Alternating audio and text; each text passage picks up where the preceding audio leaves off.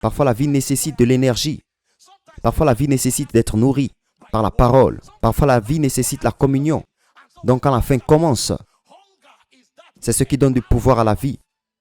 Lorsqu'un enfant naît à l'hôpital, cet enfant n'a pas besoin d'apprendre l'anglais pour commencer à manger. Dès que l'enfant sort, il commence à chercher de la nourriture. Personne ne dit à l'enfant que la bouche est une entrée pour la nourriture. L'enfant utilise la bouche pour commencer à chercher de la nourriture. Et au moment où la nourriture arrive, l'enfant l'avale. Personne n'a enseigné l'enfant à avaler. Car si cet enfant ne mange pas, bien qu'il ait reçu la vie, l'enfant mourra. Donc si vous ne voulez pas que la vie de Dieu en vous meure, donc vous devez commencer à répondre à la faim.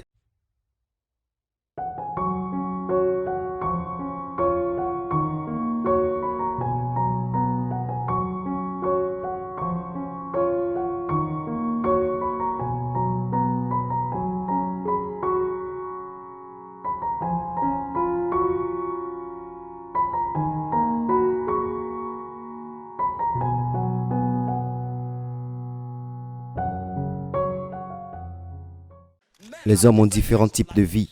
Si vous étudiez la façon dont les hommes ont été créés, l'homme a été conçu pour avoir 3 vies. Il y a la vie animale qui est dans le sang. Vous le voyez dans Lévitique chapitre 17 verset 11. Il est dit que la vie de la chair est dans le sang. Puis il y a la vie terrestre qui est le souffle. Vous le voyez dans Genèse 2:7. Dieu a insufflé à l'homme le souffle de vie. L'homme est devenu une âme vivante. Mais il y avait une autre vie qu'il aurait dû manger. Dans Genèse 2:9, qui est l'arbre de vie. Cet arbre est pour l'esprit. Donc il y a une vie qui alimente la chair, il y a une vie qui alimente l'âme, et il y a une vie qui alimente l'esprit. Maintenant, si vous avez la vie qui alimente l'âme, vous pouvez être le plus grand inventeur. Cette vie a sa propre puissance, elle a sa propre intelligence. Mais ce n'est pas tout ce qu'il y a dans la vie. La vie qui alimente l'âme ne peut rien faire pour vous dans l'éternité. Donc Dieu sait que pour nous, amener son gouvernement ici et participer avec lui à l'éternité, nous aurons besoin de la vie qui est en lui, en tant qu'esprit. Donc lorsque Jésus est devenu le Fils de Dieu, l'idée était d'apporter la vie en vous. Donc le chrétien est la seule créature qui a la vie de Dieu. C'est pourquoi nous seuls pouvons établir le gouvernement de Dieu. Si vous attendez que les gens sans Dieu établissent le gouvernement de Dieu, ils ne le feront jamais. Ils s'en fichent. En ce qui les concerne, tout ce dont ils ont besoin, ce sont des avions, des ports, des bateaux et d'un bon système de santé. Tout cela est bien. Mais en plus de cela, vous et moi avons besoin que Dieu soit adoré. Vous et moi avons besoin que Dieu soit connu. Vous et moi avons besoin du caractère de Dieu pour croire en la vérité. L'homme sans Dieu ne peut pas penser. La Bible dit que cela ne signifie rien pour lui. Il dit que l'homme naturel ne reçoit pas les choses de l'Esprit de Dieu et ne peut pas les connaître. Elles sont sans discernement. En fait, si vous dites cela à quelqu'un, ils vous diront de sortir. Pourquoi avons-nous besoin de cela? J'ai de la lumière, j'ai de l'eau, j'ai un bon système de transport, j'ai une bonne santé, j'ai un salaire. Qu'entends-tu par là? Il ne sait pas que toute cette vie est un moment. Il y a un autre qui s'appelle l'éternité. Il ne sait pas. Et il ne sait pas que la raison pour laquelle il est ici, c'est pour que le gouvernement de Dieu soit établi. Mais pour ceux d'entre nous qui ont reçu la vie de Dieu, nous savons par l'Esprit que notre Dieu doit être connu, notre Dieu doit être adoré. Et le caractère de notre Dieu doit devenir notre culture. C'est pourquoi nous recevons cette vie, afin que nous puissions avoir l'habileté à l'appliquer. C'est pourquoi Jésus est venu, pour vous donner la vie, pour que vous deveniez un citoyen du ciel, et un agent de l'avancement du royaume. Maintenant que vous avez reçu cette vie, le Saint-Esprit doit activer cette vie, pour que cette vie vous donne le pouvoir pour établir le gouvernement. Parce que avoir cette vie seule ne suffit pas. Étonnamment, c'est ce que vous découvrirez. Parce que vous pouvez avoir cette vie et les démons peuvent toujours vous contrôler. Vous pouvez avoir cette vie et les démons peuvent toujours contrôler un territoire. Donc l'effusion, c'est pour activer le pouvoir de cette vie. Et lorsque le pouvoir de cette vie est activé, vous commencez à fonctionner comme un homme Dieu. C'est là que vous pouvez vous montrer. Le médecin peut abandonner quelqu'un et vous dites à la personne qu'il y a la vie éternelle. Le médecin peut abandonner quelqu'un et vous dites à la personne qu'il y a une guérison. C'est là qu'une nation peut être confuse et vous pouvez apporter une direction par la sagesse de Dieu. Vous ne saurez pas comment vous-même, mais il y a une force à l'intérieur de vous. Voici le christianisme commence. Vous savez le problème que nous n'avons que la vie éternelle, mais nous ne la manifestons pas. Et donc le monde demande à quoi sert votre vie. Tous ceux qui vivent en bonne santé, nous avons fourni des médicaments. À tous ceux qui vivent en bonne santé, nous leur fournissons une alimentation saine. Et lorsque nous abandonnons, nous ne pouvons rien y faire. Et c'est vrai. C'est triste, c'est vrai. Lorsque l'hôpital abandonne un homme, la plupart des temps, les églises sont impuissantes. Pourtant, c'est à ce moment que nous devrions nous réveiller. Lorsque l'hôpital abandonne, c'est à ce moment-là que nous devons être activés pour dire à la personne qui s'inquiète, ne t'inquiète pas, les médecins ont fait de leur mieux, c'est bien, nous les apprécions. Mais votre cas n'est pas désespéré. Lorsqu'ils disent le cancer est néfaste, c'est à ce moment que nous venons. C'est à ce moment que nous venons. Nous pouvons l'arrêter parce que nous avons une vie. Donc si nous ne le savons pas, nous n'établirons jamais la domination. La domination ne consiste pas seulement à parler, mais à manifester Dieu. Connaissez-vous le mot Zoé que nous utilisons pour la vie éternelle? Cela ne signifie pas seulement le genre de vie divine. Les théologiens l'ont interprété de cette façon pour aider notre compréhension. Cela signifie en fait la vie de l'âge à venir. Donc ce que Dieu avait prévu en réalité, c'était que vous et moi vivions ici maintenant, comme si nous vivions dans l'éternité. C'est pourquoi lorsque Zoé a été donnée, certaines manifestations ont commencé à se produire. Jésus qui avait le premier Zoé, il y avait des choses qu'il faisait naturellement. Par exemple, quand il n'y avait pas de bateau, Jésus pouvait marcher sur les eaux. Cela signifie que s'il y a un bateau, utilise-le. Donc s'il n'y a pas de bateau, ne soyez pas bloqués. Quand il devait manger 5000 hommes, sans compter les femmes et les enfants, Jésus a multiplié le pain afin que vous puissiez récolter. Mais au cas où il n'y a pas d'opportunité de s'aimer, vous pouvez multiplier ce que vous avez. Parce que le royaume à venir, il n'y a pas de manque. Dans le royaume à venir, il n'y a pas de limitation. C'est pourquoi Jésus n'a jamais été malade. Donc si vous êtes malade, consultez un docteur. C'est votre niveau de foi. Mais il y a un royaume où vous pouvez accéder, où vous pouvez contrôler votre corps et lui ordonner d'obéir aux forces de la vie. C'étaient les choses que Jésus faisait naturellement. Et vous penserez que bien, parce que c'est Jésus-Christ, il est maintenant parti. Il a imposé les mains aux malades, ils étaient guéris. Ceux qui sont venus après lui ont commencé à guérir par les ombres. Ils ont commencé à guérir avec des mouchoirs. Jésus a marché sur les eaux. Ceux qui sont venus après lui ont marché dans les airs. Il dit Philippe est allé à Samarie prêcher Christ. Et après avoir pris la ville, il a été emporté par le vent de l'esprit. Et puis vous vous demandez ce qui se passe. Est-ce que cela signifie que vous devriez y aller et commencer à dire que vous voulez marcher dans les airs? Non, mais ce qu'il dit, c'est qu'il ne devrait y avoir aucune situation dans laquelle vous pourriez être bloqué parce que vous opérez dans une dimension supérieure. Ce sont les choses qui nous attendent, mais nous n'avons pas activé la vie. Quand l'Esprit de Dieu en vous désire quelque chose, vous le négligez. Et donc certains d'entre nous sont en bonne santé dans le naturel, mais malades dans l'esprit. C'est pourquoi nous ne pouvons pas établir le gouvernement. Certains d'entre nous savent beaucoup sur le plan naturel, mais nous sommes très analphabètes dans l'esprit parce que nous n'avons pas nourri cette vie. Lorsque vous voulez que le pouvoir de la vie éternelle se manifeste en vous et à travers vous, vous devez nourrir ces appétits. Je ne sais pas ce que sont les vôtres, mais quand ma propre vie a été activée, le jeûne est devenu mon deuxième nom. Je pouvais jeûner et jeûner pendant des mois, puis des années. Puis il y avait la faim. Puis il y a eu la fin de la parole. Je pouvais m'asseoir et lire des livres et des livres. Je n'allais pas prêcher. Mais il y avait un désir que je ne pouvais pas étancher. Je n'ai jamais su que c'était ce qui activait la vie de Dieu à l'intérieur de moi. Paul dit qu'il y a un niveau auquel vous grandissez et auquel vous devenez une partie de l'armée de Dieu pour exercer son gouvernement. Si vous atteignez le niveau, vous pouvez lutter contre ces êtres. Vous aurez besoin d'autorité. Parce que quand vous vous levez et vous dites, il doit y avoir un réveil en Australie. Si vous ne faites pas attention, vous perdrez votre emploi après 2 semaines. Et ensuite, vous vous demandez ce qui s'est passé. J'ai été le meilleur personnel ici. Qu'est-ce qui s'est passé? Rien ne s'est mal passé. Vous commencez à vous disputer à la porte.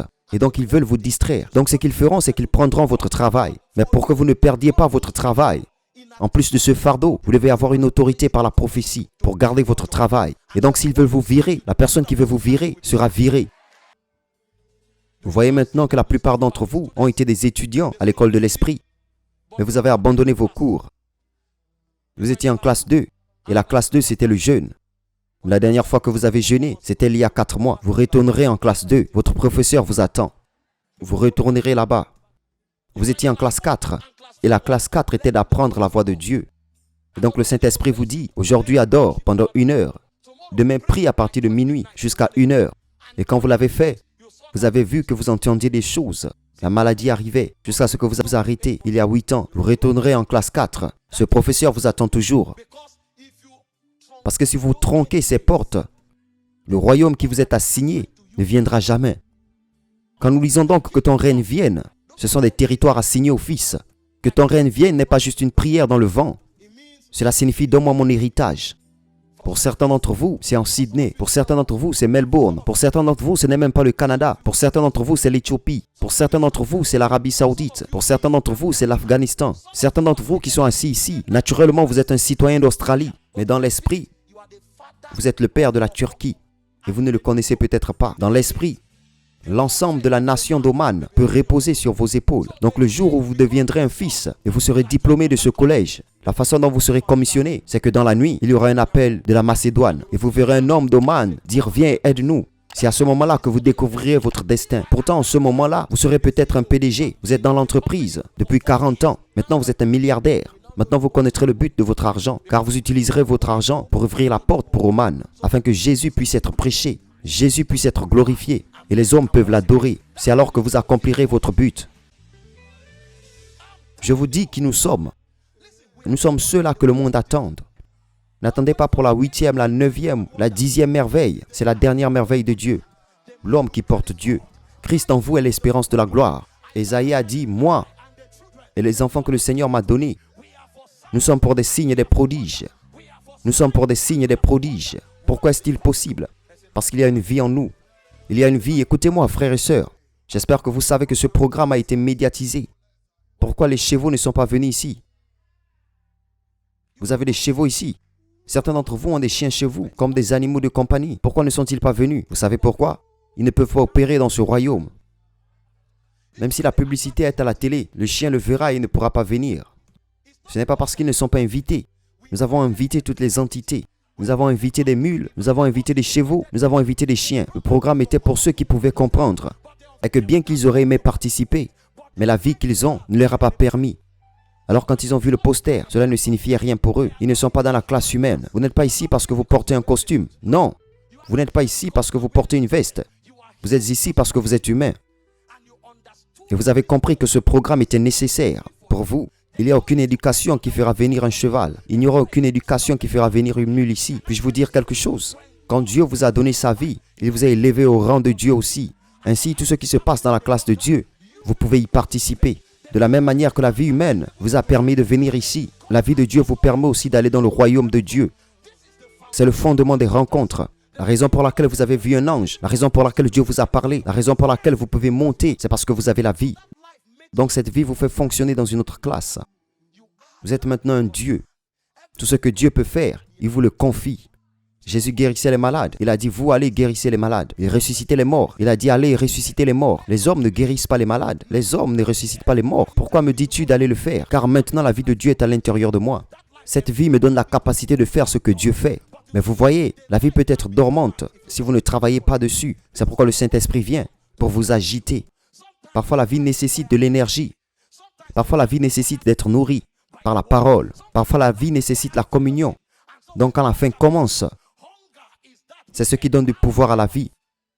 Lorsqu'un enfant naît à l'hôpital, cet enfant n'a pas besoin d'apprendre l'anglais pour commencer à manger.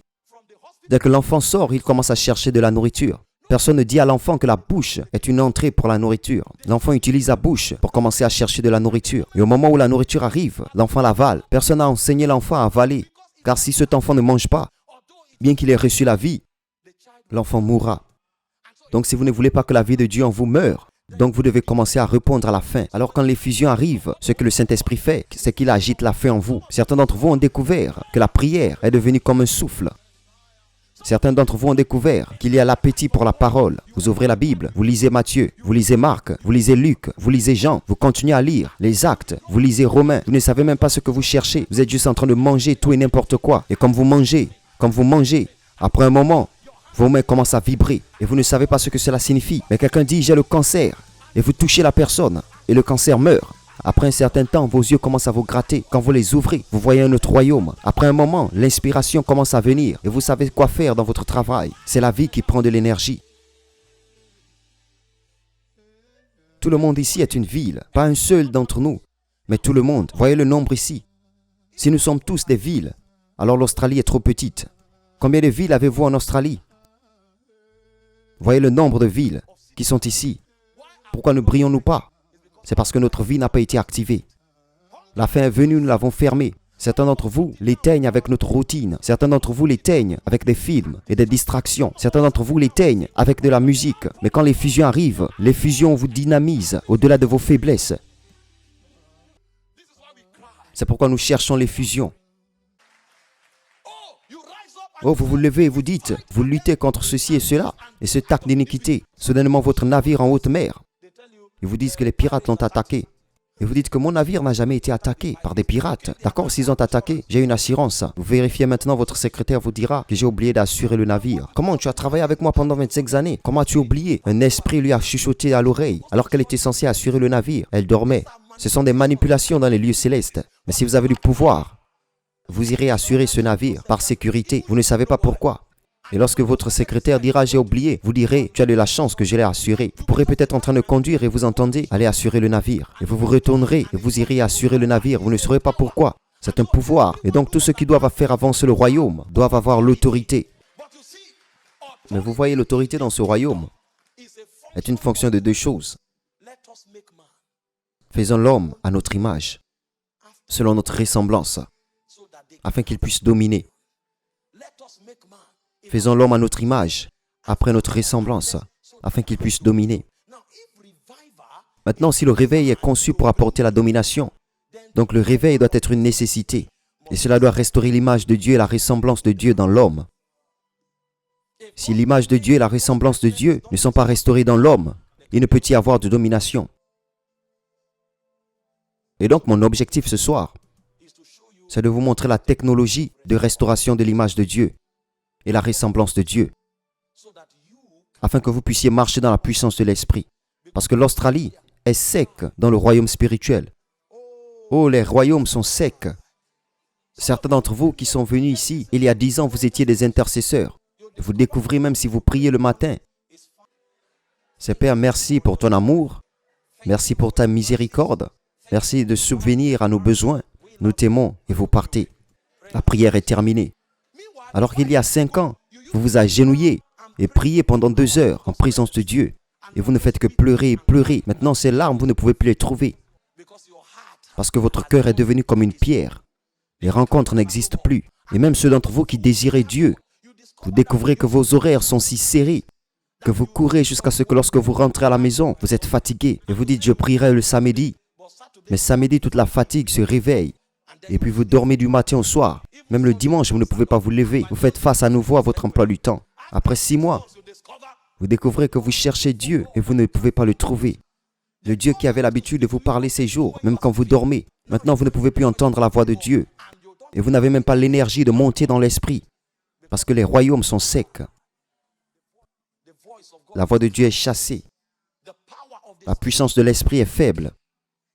Vous ne pouvez même pas exercer la foi pour prier pour quelqu'un qui est malade. Parce qu'avant que vous parlez, il dit que j'ai une assurance médicale. Et ensuite, vous vous demandez, quand allons-nous besoin de Dieu?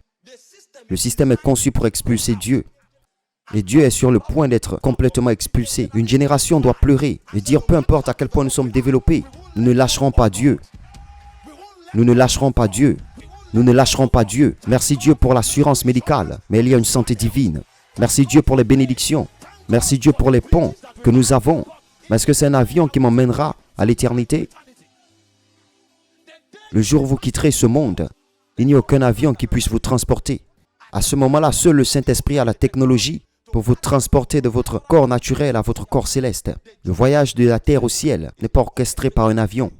Cela est orchestré par le Saint-Esprit. Donc vous devez insister que bien que nous avons des avions maintenant, nous devons insister sur le Saint-Esprit. Parce qu'un jour, nous aurons besoin de ce vol. Ce vol qui transporte les hommes de la terre à l'éternité. Ce vol qui transporte les hommes morts à la vie. Nous avons besoin de ce vol particulier. Donc merci à Dieu pour les avions, mais nous insistons sur le Saint-Esprit. Vous voyez, quel que soit l'appétit que Dieu vous donne dans cette conférence, votre effusion a commencé. Alors que vous commencez à le transformer en flamme, alors que vous commencez à vous en nourrir, vous découvrirez que cela vous brisera en quelque chose. Et ensuite, Dieu commence à vous enseigner les choses dans le royaume spirituel. C'était après un certain temps que j'ai découvert que chaque fois que ma jambe gauche tremblait, cela signifiait que la présence de Dieu était là. Je ne le savais même pas. Il me suffisait de me tenir debout et la jambe commençait à bouger. Et il y avait 100% de précision tout le temps. Et je ne savais pas ce qui se passait. Puis après quelques années, le Saint-Esprit m'a dit, cela signifie que ma présence tangible est là. J'ai donc commencé à demander au Saint-Esprit, que dois-je faire avec ta présence? Car je ne ressens rien. Si je ressentais quelque chose, je dirais peut-être que j'appréciais ça. Que dois-je faire maintenant avec ta présence? Il m'emmenait dans Luc 5, 17. Jésus enseignait et la puissance de Dieu était présente pour lui. Ma présence est là. Les malades peuvent être guéris. Ah, c'est comme ça que ça marche. Alors j'ai commencé à vérifier. Je vais à un endroit, je parle, après un moment, la jambe commence à bouger. Elle bouge maintenant, testons cela. Vous êtes celui-là qui pense que le christianisme, c'est venir à l'église. C'est la vie de Dieu pratiquée et vécue. Oh mon Dieu, ça bouge maintenant. Qu'est-ce que nous faisons? Qui a une tumeur? Et quelqu'un lève la main. Je dis ok. La première fois avec la peur, je tremble. Parce que vous êtes un étudiant de ce qui se passe. Et ensuite, je dis dans le nom de Jésus, j'ordonne à la tumeur de partir. Les gens disent ok, ça s'est réduit. Je dis tu essaies de m'encourager. Je dis à Dieu, je n'ai pas entendu des nouvelles. Si c'est vrai, pourquoi ça ne marche pas? Il a dit non, tu ne fais que commencer. Ils disent que tu dois y être jusqu'à ce que cela devienne réel pour toi. Vraiment, je reviens, je le refais encore. Donc comme la tumeur n'a pas marché, si tu es sourd, viens. Parce que nous l'essayons sur beaucoup de choses. Puis au nom de Jésus, oreille, ouvre-toi. Et quelqu'un dira, j'avais l'habitude d'entendre le bruit, mais le bruit a cessé. Êtes-vous sûr? Vérifiez encore. Va dehors et vérifie. Après un moment, la sourdité ne fonctionnait pas vraiment. J'ai essayé avec les estropiés. La jambe tremble maintenant. Si vous avez un problème des os, lève-toi et marche. C'est à ce moment-là que je me suis réveillé. J'ai dit que l'homme de Dieu, que le monde attend, est apparu. Il est temps d'aller vers les nations. J'ai commencé à planifier d'aller dans les nations. Et Dieu m'a dit, ce n'est pas comme ça. Nous devons d'abord construire ton caractère, parce qu'il y a des bêtes dans les nations. Tu peux aller dans certaines nations, et le Dieu de Mammon peut manger votre âme. Et Dieu a commencé à m'entraîner dans les couloirs du caractère. Tout cela, c'est la vie. Ce n'est pas l'école biblique. L'école biblique peut vous enseigner les bases, mais les choses réelles viennent quand vous marchez avec le Saint-Esprit. Il dit que tu n'as pas encore de l'endurance contre l'argent. J'ai commencé à partir de campus pour prêcher, et le Saint-Esprit m'a dit de ne pas prendre d'argent. Et j'ai dit, c'est tout ce que je fais. Comment ne puis-je pas prendre d'argent? Il a dit que je te soutiendrai. Je suis allé de campus en campus. J'ai prêché sans collecter d'argent. Ils apporteront l'argent. Mon cœur battait. Je regardais l'argent et le Saint-Esprit disait, ne prends pas l'argent. Ne le prends pas. Et je disais, bien, ne vous inquiétez pas les gars. Prenez cet argent et utilisez-le pour vos besoins. Après un certain temps, Dieu a commencé à ouvrir les portes pour les églises. Donc si les étudiants n'ont pas l'argent, l'église en ont. J'ai commencé à aller dans les églises. Et le Saint-Esprit m'a dit, si un vieil homme t'invite, ne prends pas l'argent. Qu'il prie pour toi. N'est-ce pas les anciens qui ont de l'argent? Comme si cela ne suffisait pas, Dieu a commencé à ouvrir les portes des nations. Je me souviens avoir voyagé des heures, d'Abuja à Lagos, de Lagos à Amsterdam, d'Amsterdam à Milan, puis 3 heures de route à Turin et prêcher en Italie. Je suis revenu prêcher à Milan alors que j'étais sur le point de retourner. L'homme de Dieu m'a donné des euros dans une enveloppe. Quand l'enveloppe arrivait, le Saint-Esprit m'a dit de ne pas prendre. On aurait dit que mon cœur était sur le point de se percer. J'ai dû prier de Milan jusqu'à mon atterrissage à Amsterdam pour que Dieu me guérisse. C'est à ce moment-là que j'ai su qu'il y avait la luxure dans mon cœur. Tout cela, c'était la technologie de la vie. Quand vous commencez à voyager, des syllabes plus profondes commencent à s'ouvrir. Cela commence avec l'appétit. Il est entré ensuite dans la connaissance. Maintenant, c'est devenu une loi. Parce que Dieu veut que vous soyez capable d'établir le royaume sans reproche. Ce type d'agent du gouvernement ne va pas construire des ponts. Il y en a beaucoup qui construiront des ponts, qui continueront à porter cela. Mais la mission principale de ce type d'agent, c'est de s'assurer que la justice devient la voix du peuple. Et donc, lorsque de tels hommes se lèvent dans le territoire, même s'ils sont 10, une nation peut être délivrée des mains des ténèbres.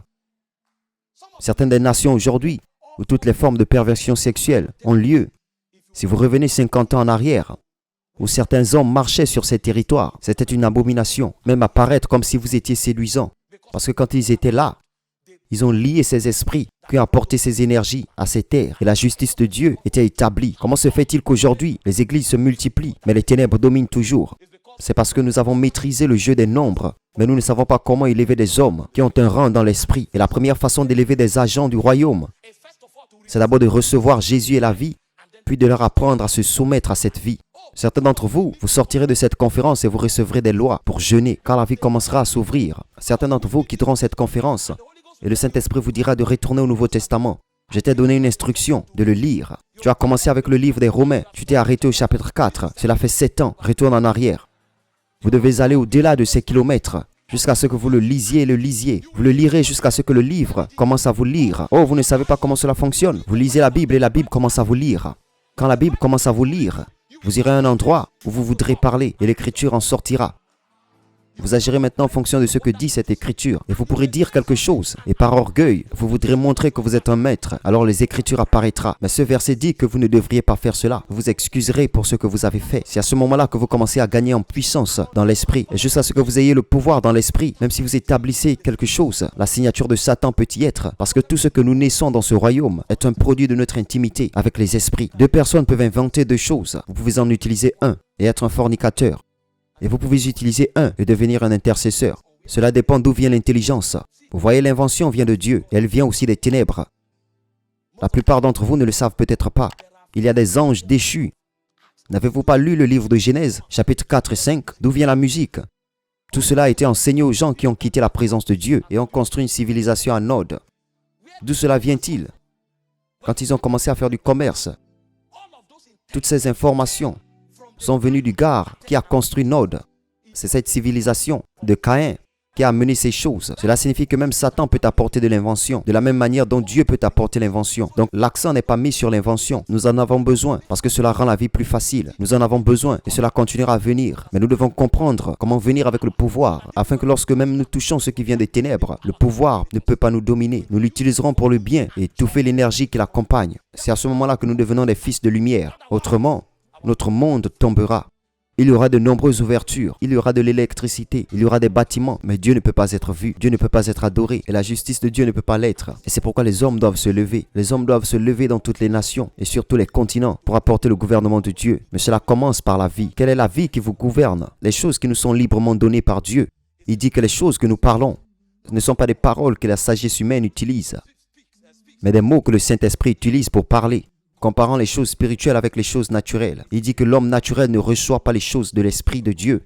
Il ne peut pas les connaître parce qu'il manque de discernement. Et il va plus loin, il dit, mais nous avons l'Esprit de Christ.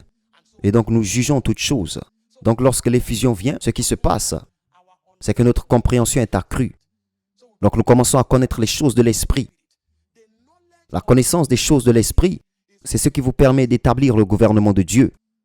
Il n'y a personne qui sert la vie qui est en lui qui sera naïf. Les choses de l'esprit, cette vie est un programme éducatif. Il dit que vous avez une onction du Saint-Esprit. Il dit que vous n'avez besoin de personne pour vous enseigner. Il dit pour que cette onction vous enseigne. Cette onction vous enseigne toutes choses. 1 Jean chapitre 2 verset 20 à 27. Il vous apprend toutes choses. C'est pourquoi vous pouvez seulement venir. Et quelqu'un complote quelque chose contre vous. Vous le savez juste. Et vous évitez la personne. Et vous ne savez même pas comment vous le savez. Vous vous réveillez, vous voulez sortir, cette chose vous arrête. Vous ne savez même pas pourquoi vous vous êtes arrêté, mais vous avez entendu dire qu'il y avait un défi quelque part, où vous auriez dû être. Comment êtes-vous arrivé à ce niveau de précision? C'est l'éducation de la vie. Un chrétien est censé être une merveille, mais cela n'arrivera que s'il donne la place à ce qu'il porte. Oh, la vie de Dieu est en vous. Cette vie vous fait vivre au-dessus de ce royaume. Elle vous fait amener Dieu sur la scène. Elle vous fait opérer dans la classe de Dieu. Elle vous fait fonctionner comme un Dieu. Mais vous voyez, cette vie vient avec des appétits. Nourrissez ces appétits. Et quand vous nourrissez ces appétits, cela vous ouvrira au royaume divin. Et vous commencerez à fonctionner dans le domaine de la connaissance de Dieu. Merci à Dieu pour ce que nous avons vu. Mais il y a plus que nous n'avons pas vu. Vous voyez certaines des choses qui sont possibles dans le domaine spirituel. Nous n'avons même pas commencé à les télécharger. Lorsque la nation est confuse, lorsque les dirigeants sont confus, lorsque les propriétaires d'entreprises sont confus, c'est à ce moment-là que votre vie devrait s'allumer. Et alors vous leur dites, bien que cette chose semble ne pas fonctionner, mais je sais juste que tu devrais faire ceci et cela. Et lorsqu'il le fait, une fois, deux fois, et que ça marche, la fois suivante, ils viendront à vous et vous diront, dis-nous quoi faire. C'est là que la domination intervient. Sinon, le christianisme deviendra une religion. Il n'y a aucune gloire à s'asseoir ici si nous ne pouvons pas activer quelque chose qui peut changer notre monde. Et donc, lorsque nous parlons d'adoration, ce n'est pas pour créer une religion. C'est parce que par l'adoration, nous tirons des choses de ce royaume. Lorsque nous parlons de connaître Dieu, c'est parce qu'en connaissant Dieu, nous tirons des choses de ce royaume. Il ne s'agit pas des rituels religieux. Il s'agit d'avancer dans des dimensions supérieures de ce Dieu que vous avez été créé pour être. Mais cela commence par avoir la vie, pour que le Saint-Esprit puisse l'activer. Lorsque l'effusion vient, la force de la vie est activée. Et comment cela fonctionne-t-il? Cela commence parfois par la faim. Oh, quand le Saint-Esprit vient sur vous, ce que vous découvrez, c'est que votre appétit pour Dieu va se réveiller. Votre appétit pour Dieu sera activé. C'est à ce moment-là que vous découvrirez que la plupart des choses que le diable faisait autour de vous, même si vous ne l'avez pas vu avec deux cornes, Il se transformait pour s'approcher de vous, pour tuer votre appétit pour Dieu. C'est pourquoi vous découvrez, vous pouviez regarder des films, vous pouviez rendre visite à des amis, vous pouviez vous asseoir et critiquer du matin au soir. Mais quand vous portiez votre Bible, vous vous endormiez. Quand vous alliez prier, vous étiez fatigué parce que l'appétit était mort. Quand le Saint-Esprit apporte l'effusion, les appétits sont réveillés. Vous allez maintenant découvrir que même lorsque vous conduisez, votre cœur, votre attention est toujours avec Dieu. Et que vous cherchez à savoir, vous cherchez à entendre Dieu. Vous pouvez conduire et parler en langue. C'est la vie à l'œuvre à l'intérieur de vous. Vous êtes allé voir votre ami et vous parliez. Après un moment, vous priez en langue.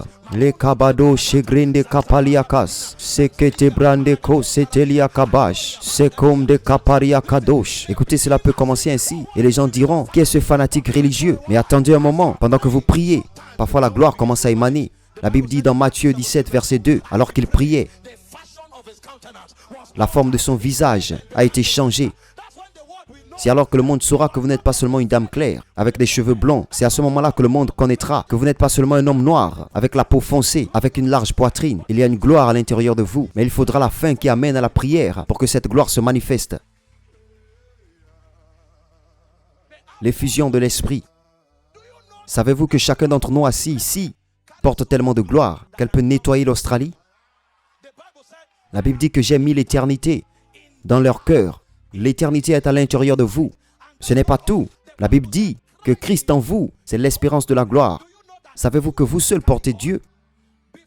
Avant que Dieu n'entre dans l'homme, il n'y avait aucun continent qui pouvait accueillir Dieu. La Bible dit que le ciel est son trône, la terre est son marchepied. Le ciel et la terre ne pouvaient pas contenir Dieu. Mais lorsque Jésus est apparu, il a dit qu'il a plutôt Père, que la plénitude de la divinité doit y habiter en lui corporellement. Mais ce n'était pas seulement la prérogative de Jésus-Christ. La Bible dit que chacun de nous, qu'il a reçu, il a habité en nous. Christ en vous, c'est l'espérance de gloire. Si Dieu est en vous, quelle est la taille de Camra? Si le créateur de Camra est en vous, quelle est la taille de Camra? Cela signifie que vous êtes plus grand que Camra. N'avez-vous pas lu votre Bible? La Bible dit que vous êtes une ville établie sur les collines qui ne peut être cachée. Qui vous a dit que tout ce que vous êtes, c'est ce que cette chaise porte? Cette chaise est trop petite pour vous porter. Frères et sœurs, vous êtes une ville qui brille sur Camra. Vous êtes une ville qui brille sur l'Australie. Mais vous devez d'abord savoir qu'il y a une vie à l'intérieur de vous. Cette vie est ce qui a rendu cela possible. Et puis quelqu'un vous regarde et dit, vous êtes viré. Moi? Vous ne pouvez pas virer celui qui porte le Créateur du monde.